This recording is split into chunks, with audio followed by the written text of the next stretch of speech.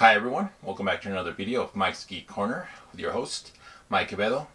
This time we're going to take a trip to the jungles of Bengala as I review for you all the comic strip superhero movie, The Phantom. Released by Paramount on June 7th of 1996, The Phantom, rated PG, was directed by Simon Wincer on a budget of $42 to $45 million and it starred Billy Zane in the title role, along with Kristy Swanson, Tweety Williams, James Remar, Catherine Zeta-Jones, David Proval, Cary-Hiroyuki Tagawa, and Patrick McGoohan.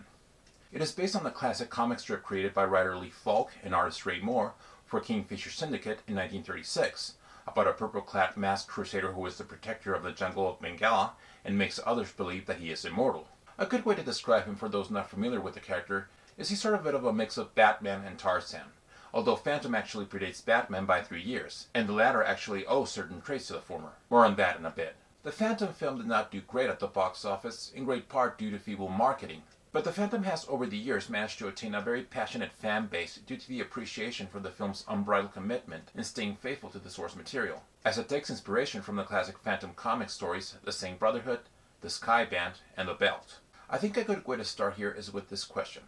What kind of a comic book action movie is The Phantom? Well, first off, I think it's important to keep in mind that this is a movie that came out in the 90s, when comic superhero movies were still considerably far and few between, as the technology to make the powers of such Marvel characters like Spider-Man and the X-Men come to life at the time was still in its crude stages. And also, it seemed like the genre itself, for the most part in the eyes of Hollywood, was somewhat of an outlandish concept that was not appealing mainstream-wise for a film in the $40 to $80 million budget range. Nevertheless, despite the two justifiably maligned Joel Schumacher Batman films tending to come to mind when it comes to the pre-Bryan Singer Sam Raimi superhero movie renaissance era, there are a few that were made competently, and as far as the word superhero goes in the most traditional sense, The Phantom was one of those few titles, along with the first Teenage Mutant Ninja Turtles, The Rocketeer, Batman Mask of the Phantasm, Mask of Zorro, and Disney's Tarzan.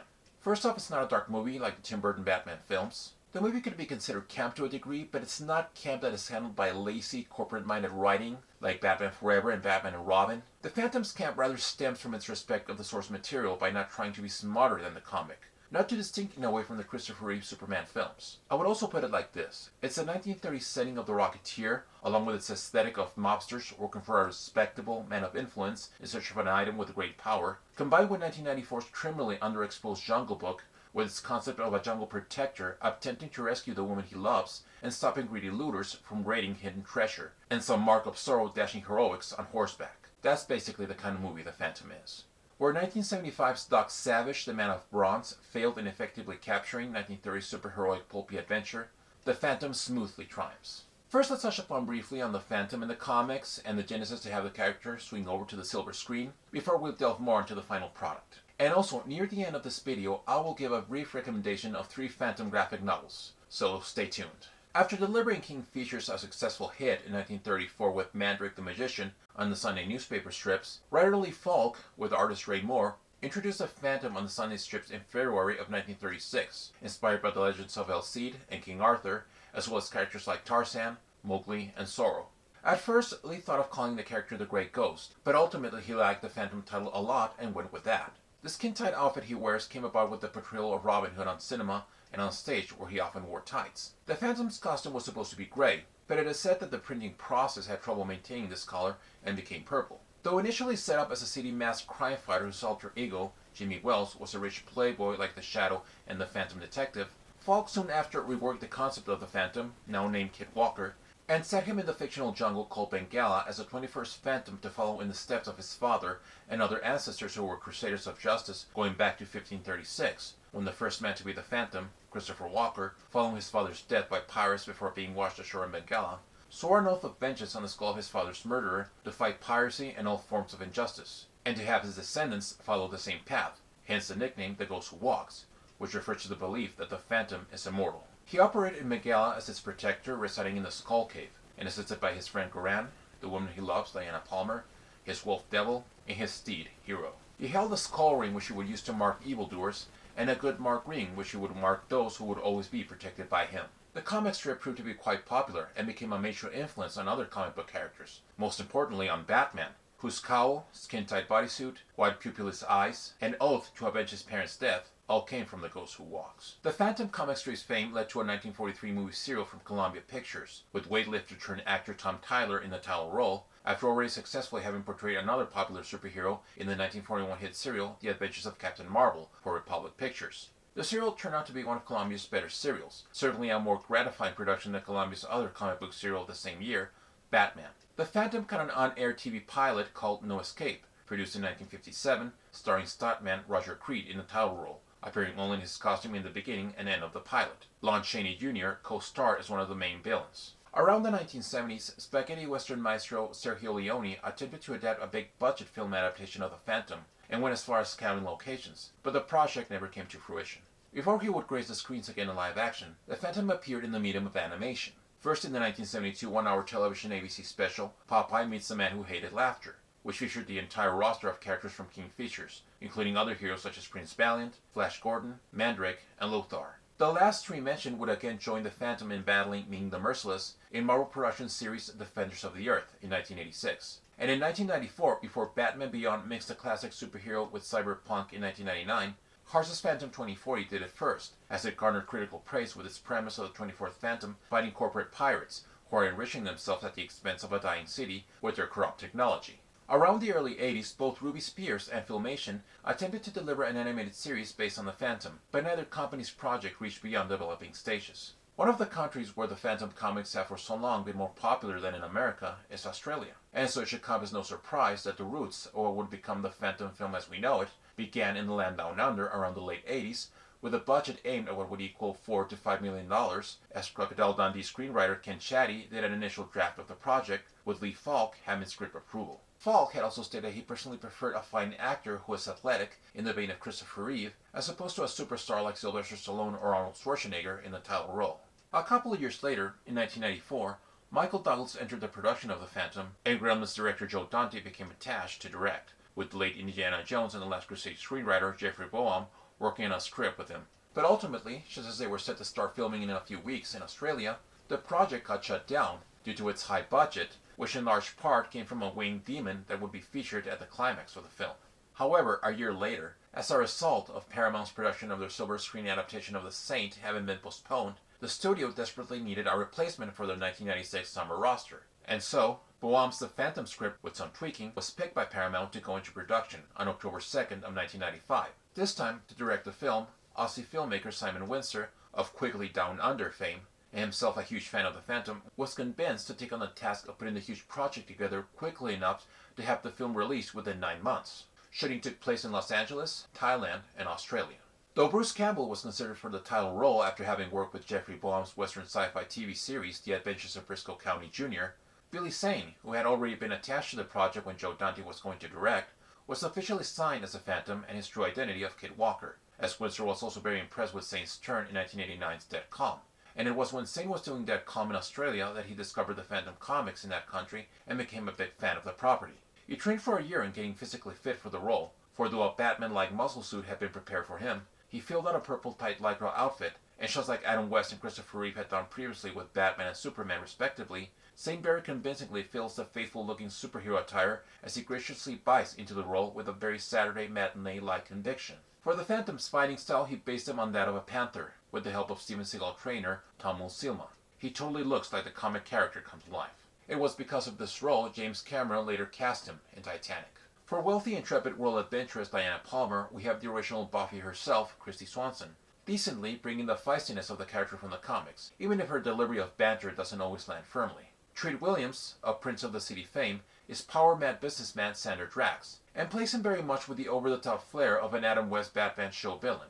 In his most subtle moments, he's like Gene Hackman's Lex Luthor. James Remar, on the other hand, no stranger to villainous roles in such films as 48 Hours, inserts a more raw-natured menace in the role of Snake Brotherhood member and Drax's main henchman, Quill, who is basically a stand-in for the pirate Rama in the aforementioned story, The Belt. Before becoming Zorro's love interest in Mask of Zorro, Catherine Zeta-Jones gloriously steps into her first Hollywood picture as the sultry femme fatale leader of the Sky Band, Sala, after she had already worked with Simon Wincer in an episode of Young Indiana Jones. Cary-Hiroyuki Tagawa once again portrays a fearsome villain on a hidden island as Kawai Sang, after he had recently played Shang Tsung in Mortal Kombat. An iconic British actor, Patrick McGoohan, who had played another masked crusader in his youth in Disney's Dr. Sin, is Kid Walker's Obi-Wan Kenobi ghost-like father, as he adds some dry wit. The movie begins with a brief prologue narrated by Patrick McGoohan that establishes how, during the 16th century, a boy in a merchant ship witnesses the death of his father at the hands of the ruthless pirate Kawai Sank, leader of the Sank Brotherhood, after attacking their ship. Once the boy jumped overboard, he was washed ashore on a mysterious island called Bengala, where the local tribesmen find him and take him to their village, where he is given a skull ring, and after striving to avenge his father's death by fighting piracy, greed, and cruelty in all forms, once grown, he became the Phantom.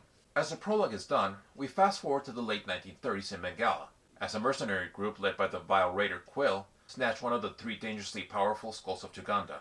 Although the Phantom's attempt to stop Quill from escaping with the skull fails, he does discover that Quill, by having noticed a spiderweb tattoo on his arm, is a member of the Sank Brotherhood, who have tried to attain the 3 skulls for the past 400 years. Meanwhile, in New York, newspaper owner Dave Palmer has discovered that shady businessman Sander Drax has a connection with the same spiderweb symbol on Quill's arm, which he traces back to Bengala. While traveling Diana, Palmer offers to go instead to Bengala and investigate this matter further. But since the corrupt police commissioner is present during the discussion, the former informs Drax of Diana's trip, and Diana's clipper is subsequently hijacked by the Sky Band, led by the salacious Sala, before abducting Diana and taking her to a waterfront base in Bengala. Fortunately, the Phantom hears of the hijacking on the radio, and after tracing Diana to the waterfront, he rescues her, and after a long perilous escape from Quill and his men, the Ghost Who Walks and Diana reach the Skull Cape, where Diana shows the Phantom the paper on the spiderweb symbol as well as a mention of Sander Drax. After Phantom tells Jungle Patrol Captain Philip Horton to escort Diana back to New York,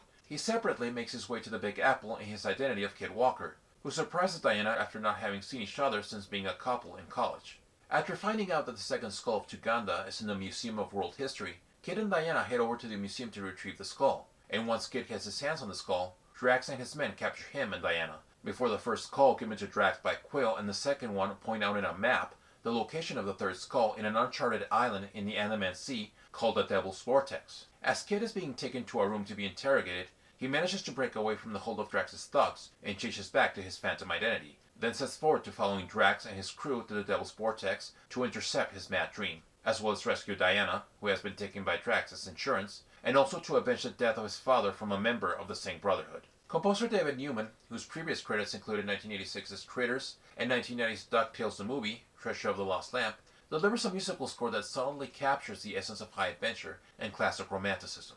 So I see The Phantom as not only one of the best comic book adaptations, but also a great representation of the 1930s and 40s movie serials. Not only the original Phantom movie serial, but also from such classics as Zorro's Fighting Legion, the aforementioned Adventures of Captain Marvel, Captain America, and Perils of Nyoka. Only here it's done in color and with more budget. All the movie serial elements, from the perilous situations, the main villain with his henchmen in a room with a long table, the masked hero rescuing the daring love interest, and the reveal of the mysterious hidden headquarters of the hero's antagonist are all there. The set designs and action pieces are all avant-garde, especially for a mostly pre-CGI era. Siskel and Ebert both liked the movie, and I recall them saying it was the best-looking movie of that year. Ebert called it a fabulous film. When I first saw The Phantom when it came out in theaters, I just loved it. I remember thinking, basically this was kind of what I wish the Batman movies were more like. I liked how this was not watered down, with a story that primarily served the purpose of selling toys, which is what very much Joel Schumacher's Batman movies did. I also think this might have been partly the reason the movie tanked. They made it a little too good. Somewhat the same way I would say the same about 1980's Flash Gordon. Flash Gordon had the classic look of the original comics, with its costumes, spaceships, and bright colors. But I think the first 2 Star Wars films had already claimed audiences with a more relatively grounded sci-fi aesthetic. And I see that being the case with The Phantom as well, in that moviegoers, especially the younger ones of that time, had become more attuned to the more edgy and hip material when it came to action fantasy, e.g. The Crow, Mortal Kombat, and Blade. The Phantom might have come up as too quaint for some people. It also didn't have superstars in it, and that might have been a yin and yang type thing. If say they would have gotten Kurt Russell or Pierce Brosnan for the title role, it might have brought more people to the seats, but on the other hand, I doubt that either of them would have been as committed to the role as Billy Zane was in remaining in that suit for as long as he did.